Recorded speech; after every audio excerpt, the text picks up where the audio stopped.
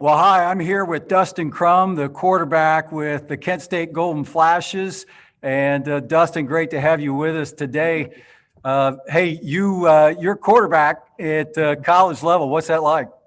It's honestly it's a dream come true. I mean, as a little kid, obviously, you want to always go and play college football as a little football player. So that was my goal is to be a Division I quarterback and just be able to kind of live that every day is just kind of a really cool thing. That's cool. So why Kent State? There's a lot of colleges out there. Why'd you end up becoming a Golden Flash?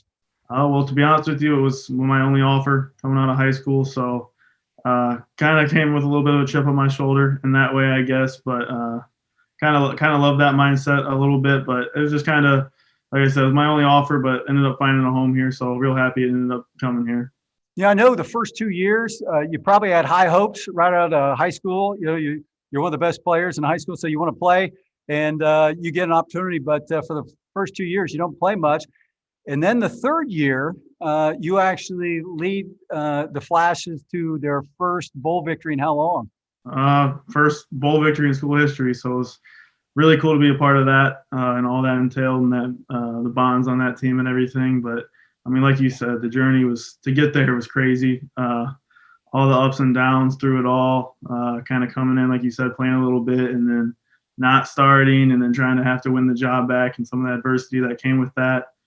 Definitely brought about its struggles and it was something I had to fight through. I definitely learned a little bit about myself and kind of came back to my faith and my family a lot through that. So it definitely tested me, but kind of came out better for it. So I'm real thankful for that. I know when you go through times like that, those first couple of years, you thought you ought to be playing. Other people are playing. There are a lot of voices in your head probably telling you not good enough. They don't think you're good enough. Can you really do this? What was the most important voice to listen to in all that noise? So I mean, honestly, it comes back to my faith and the reason I play the game, and that the fact that it is a game and that it keeps things in perspective for me, and to be able to come back to my faith and that football really is kind of just a tool. It's something that kind of brings people together, and I kind of try to use it as a platform as much as I can to just try to be a good example for other people and just kind of show, I guess, what things people are capable of when they keep their faith strong and their faith first in their lives. And it's something that I'm proud I'm able to do things like that and that God's given me the ability and the chances that he has and something I'm blessed and thankful for. And kind of once you kind of have that mindset towards things and you're kind of grateful for what comes your way and not always just, I guess, always have the mindset of woe is me, it opens a lot of doors for you and kind of can help you reach places you didn't think you could. Well, your hope to reach places that few other people get to, and that's playing on Sunday or Monday Night Football or whenever it is at the next level. Last year, when you were in the bowl game, you played against a guy named Love, who now appears to be the heir apparent at Green Bay to follow Aaron Rodgers. I thought you outplayed him that game, and so a lot of people are saying you can play at the next level. Tell us about that. Is that something you want to do, and what are your plans? Yeah, I mean, that's definitely something that, I mean, it's every little boy's dream to have that opportunity. So, I mean, God willing, I'll take it as far as I can and push myself as hard as I can and try to make the most of it. So that's just kind of the way I look at it is just leave it all out there and see what I can do. So that's just what I'm going to do. And hopefully God has some good things in store for me. And if not, I'll still make the best of it. Yeah. Every year you guys play a few Power Five teams like Alabama and Clemson and Penn State and Wisconsin, powerhouses. And a lot of people ask, why do they do that to you when you probably don't have quite the personnel to match up, you can't recruit the way they recruit. Well, what do you think about those games? Why do you like those games?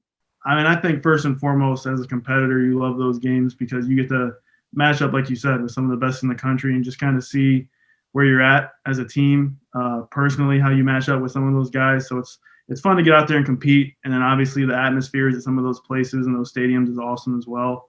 But I kind of just love that chip on your shoulder, underdog kind of mentality. Personally, that's just kind of who I am, being from a small town. Like I said, a kid with one offer, wasn't supposed to do anything. So I love that opportunity to go in there and just silence a crowd and try to make something shake. Kind of that opportunity, I love it.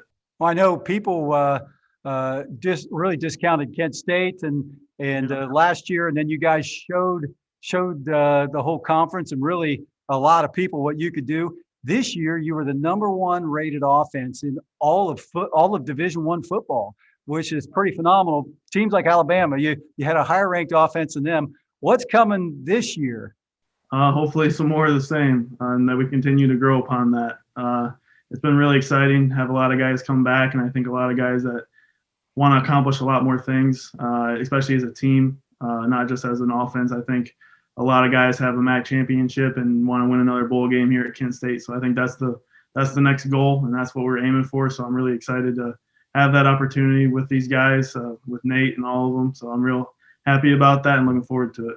You've played a lot of teams. You'll be playing hopefully a lot more teams this year. You had an appended season this year, only 4 games, a lot of work, and that had to be disappointing. But like you say, most of the teams coming back, so it's looking like it could be a tremendous season this year. What was different between these last 2 seasons and the first 2 seasons where Kent State wins 2 games each year? What was the big difference, do you think, between the team? I mean, I think it comes down to kind of the relationships in the locker room and some of the bonds on the team. I think guys were able to look at each other in adverse times and kind of going in the heat of the battle in games and be able to depend on each other. And when you have that trust with your teammate, with your brothers, you're able to kind of be at your best and play at your best because you can focus on what you need to do and you don't need to worry so much about them because you know they have your back. And I think that's something that was kind of evident, like you said, on the field and the way we kind of started performing better. And it's something that really showed and it's something I'm proud to be a part of, to be honest. How have you had to lean on God through this time, and how's He shown Himself in all this? At some of my lowest times, honestly, not knowing if this is where He wanted me to be, if this is what He wanted me doing, and being in those situations and not knowing if this is kind of what He had in store for me has been some of the most difficult times. So to kind of be able to lean on Him and look back at Him at all times and just kind of trust in Him and just kind of keep the faith has been something that's been really big for me and something that's kind of allowed me to get to where I am now. And it's something that's been huge for me. And being blessed and lucky enough to be raised in a household that has always kind of put that first and foremost in my life was a big help for me as well. So to have those 2 things, to just keep that in front of me and know it's important, has just been ginormous for me. Yeah, that's great. Hey, what about that right guard? What's he like? He's great. Honestly, one of my closest friends on the team. Love having him up there protecting me. I always can trust him. So he makes me feel nice and comfortable in the pocket. Yeah. Big Nate, when he's next to me, dwarfs me, but we still go a mano to mano sometimes. And I always end up losing it. Last time we did something like that, I twisted my knee. So it's not working out for me, but I'm glad it's working out for you. Well, Dustin, it's been great just spending this time with you. We're following you.